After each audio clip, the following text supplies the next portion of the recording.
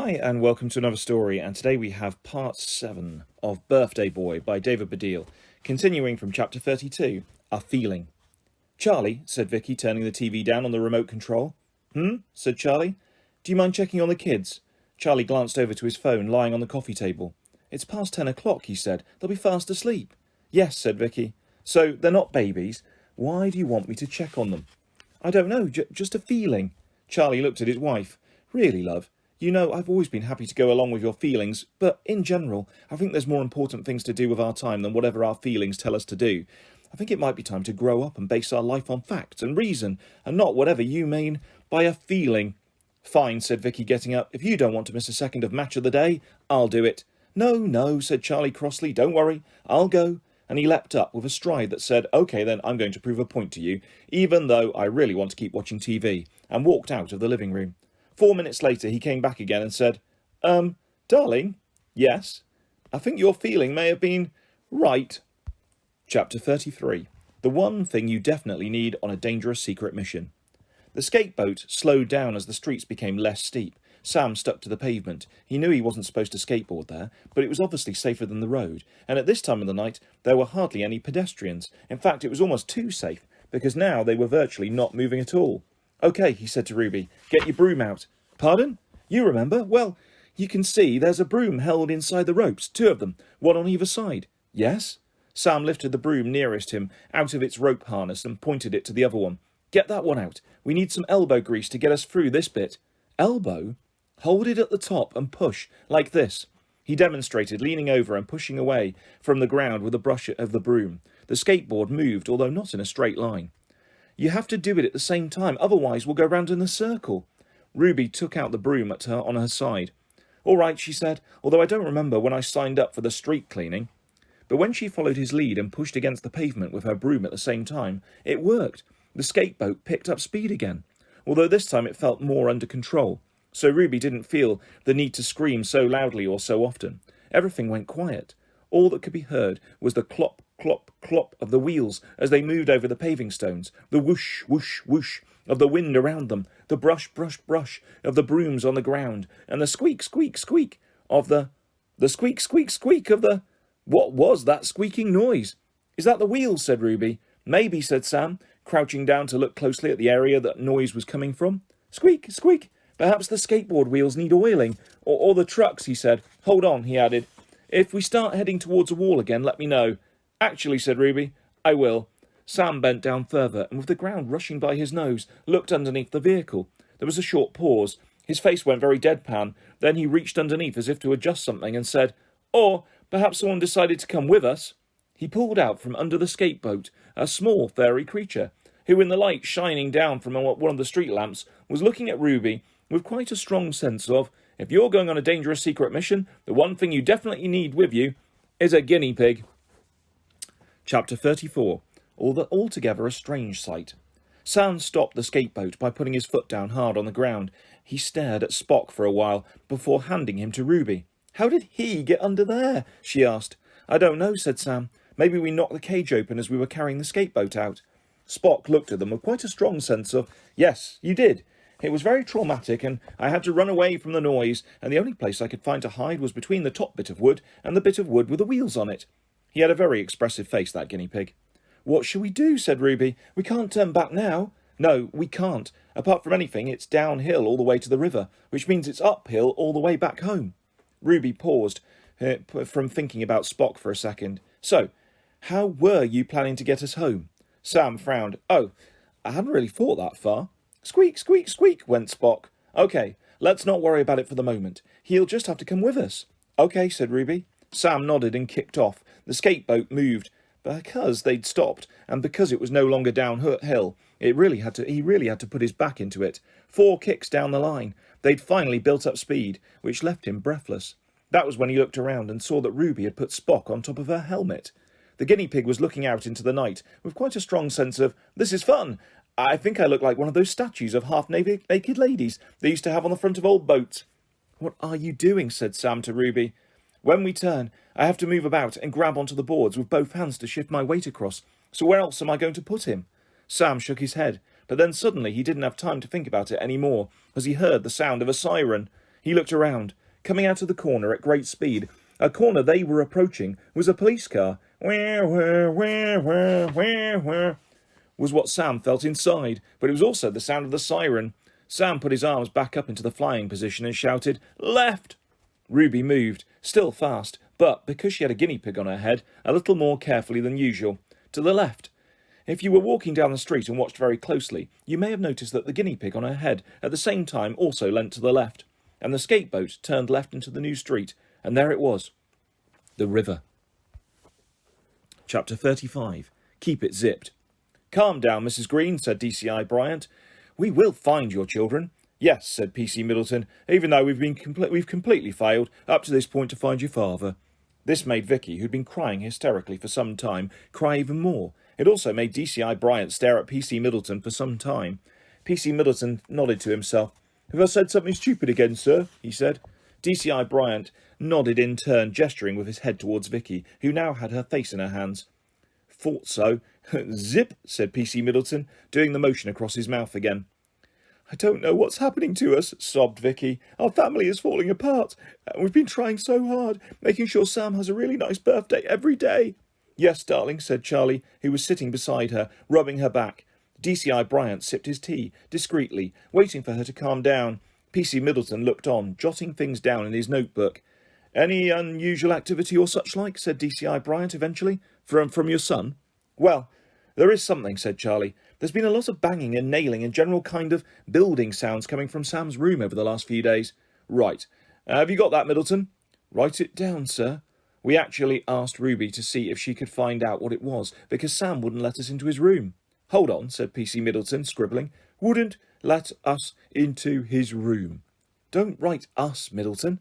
PC Middleton frowned. "But that's what Mr. Green said." "Yes, but if you write us, when you look back at your notes, it will look like Sam hadn't let you and me into his room, won't it?" PC Middleton looked down at his pad, confused. "And knowing you, you'll find that confusing, won't you?" DCI Bryant continued. PC Middleton considered this for a moment. "Yes, you're right, sir, I will, absolutely." He looked down again, frowning even harder, and then looked up. "So, what shall I write?" "Mr. and Mrs. Green. Sam wouldn't let Mr. and Mrs. Green into his room." "Oh, yes." He crossed out what he'd written before and started again. "Any other information, Mr. Green?" "Mrs. Green?" said DCI Bryant. "Well," said Vicky, "there's his birthday lists over the last few days." "Yes," said Charlie, unfolding one and handing it over. DCI Bryant scanned it with his eyes, then read out loud. 1. 6 large planks of wood. 2. A hammer and some nails. 3. 6 coils of rope. 4. A roll of gaffer tape. 5. 2 brooms. He looked up. "So he was making something, it sounds like." "A door, maybe?" "Or a box," said Charlie. "A sofa," said PC Middleton. DCI Bryant stared at him. "Well, clearly it's not a sofa, Middleton. There are no cushions on the list, or any springs." "Stupid idea, sir." "Yes, Middleton." "Right you are." He did the zipping motion again. "And this time I'll keep it." He did the zipping motion again, with quite a loud zip sound. DCI Bryant turned back to Charlie and Vicky. "Anything else you can think of? What does Sam like? Hobbies, etc.?" The Greens looked at each other. Their faces, already worried, betrayed a small element of sadness. "Well," said Vicky, blinking away the tears, "he used to like lots of things. Sci-fi, building models of rocket ships and cars and stuff. But recently he's become a bit..." She looked across at her husband. He nodded, understanding. "Truth is, we don't quite know what he likes anymore. He seems not to like anything that much." Charlie's voice went down, almost to a whisper. "He's become a bit of a different boy." "Skateboards," said Vicky suddenly. "Sorry," said DCI Bryant. "He used to like skateboards, and that hasn't changed, because recently he asked for another one. More than one, in fact." "Yes," said Charlie, "he did. We got him one, and then recently he asked for 3 more." "He's got 4 skateboards," said DCI Bryant. "Yes." "And where are they now?" Vicky and Charlie looked at each other. "I don't know. I couldn't see them in his room when we searched up there," said Vicky. "Right. So it's possible that your son and your daughter have gone somewhere on the skateboards." "Well," said Charlie, "I don't know. Ruby doesn't really skate, and why would they take all 4? "I don't know," said DCI Bryant, his face going into a face not unlike the ones he had seen on TV in crime shows, where the detective is doing some hard thinking. "If you put 6 planks of wood together with 4 skateboards, what would that look like? What would that make?" Charlie, Vicky and DCI Bryant looked around. It was PC Middleton. He continued. "Middleton," said DCI Bryant, "are you all right? Are you having some sort of fit? With his right index finger, PC Middleton pointed to his mouth. You've bitten your tongue. PC Middleton shook his head. He waved his left hand in front of his mouth. You've burnt your hand. I think, DCI Bryant, said Vicky gently, that PC Middleton is asking if he can, unzip his mouth. PC Middleton did a big thumbs up at Vicky, pointing at her at the same time with his other hand. DCI Bryant stared at PC Middleton for some small time. Then he said, Really? That's really what you're trying to say? PC Middleton nodded his head. DCI Bryant nodded as well, while sighing very, very deeply. OK, Middleton, you can unzip your mouth. PC Middleton did so with a very big zip. Oh, that's better, he said, breathing out heavily. So? Said DCI Bryant. What is it? What did you want to say? Oh, yes, well, you know when we were driving here. Yes, and you were fiddling with the radio. Well, yes. DCI Bryant glanced at Charlie and Vicky to keep contact with the station, of course. No, you were trying to get the organist entertains on Radio 2. You always like to listen to that. DCI Bryant frowned and raised his hand as if to tell PC Middleton to zip it again, but then thought better of it. Anyway, continued PC Middleton, while you were doing that, we nearly hit 2 children. Charlie and Vicky and DCI Bryant were open-mouthed. What? Said DCI Bryant. Yes, they were coming down the road the other way on a... Well, if I had to describe it, I'd say it was 6 planks of wood mounted on 4 skateboards. Charlie and Vicky and DCI Bryant's mouth stayed open. DCI Bryant said, And you didn't think to mention it at all. Well, they swerved past us fine, no bother. And you know, I didn't want to disturb you during the organist entertains. There was a long pause, during which Charlie and Vicky and DCI Bryant all continued to stare at PC Middleton. You know what? He said eventually. I think next time I'll just keep it zipped. Chapter 36. How much of an idiot is he?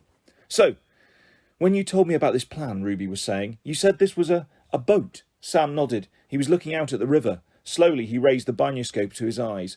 Through the double lens, merging into one as his vision grew used to it, he could see the island, covered in trees. It was exactly halfway across the river, between the north and south of the city. He swung the scope this way and that, seeing the foliage pass by his eyes, but could find no sign of light. Surely a star, a fallen star. Its light couldn't just go out. Sam, said Ruby again. She was standing by the skateboat. It had come to rest by some railings overlooking the river. Yes, he said, putting the binoscope down but continuing to look out. The river was calm. Perhaps it always was, not being the sea, and therefore not really having waves. But it looked very deep. Have you tested the boat-worthiness of this skateboat in any way? She asked. Boat-worthiness, Sam said, still looking out. Is that even a word? River-worthiness. Staying on top of water-worthiness. She reached up and pulled his face around towards hers. How do you know it's going to float? Sam looked at her. He didn't really have any choice. Oh, yes, I've done all sorts of exact calculations. Weight, surface area, marine biology, etc., etc. Have you? No. Oh. Sam looked at the skateboat and said, Well, it got us here okay, didn't it? All the way from where we live? Yes, said Ruby, and it's much less far to over there, where the island is. Ruby turned to the skateboat, on which Spock was sitting, looking up at her with quite a strong sense of, how much of an idiot is he? Come on, said Sam, going round to the other side of the skateboat. Ruby came round and stood next to him. Come on what? Come on, let's get the skateboat down the bank. How are we going to do that? Sam looked at her as if it was obvious. Ollie, he said. And then he leapt as high as he could and landed with his entire weight on the back of the boards. The head of the skateboat flipped up, enough, as he planned, to force the front wheels over the railings. Unfortunately, as he hadn't planned, the force was also enough to flip Spock into the air. Sam and Ruby looked up to see the guinea pig flying high in the night sky, looking down on them with quite a strong sense of, oh, I see, this much of an idiot. Chapter 37. Shroppingly thingy. Confirming to some extent Spock's opinion of him, Sam just continued to watch, idiotically, as he, Spock, started to dip down.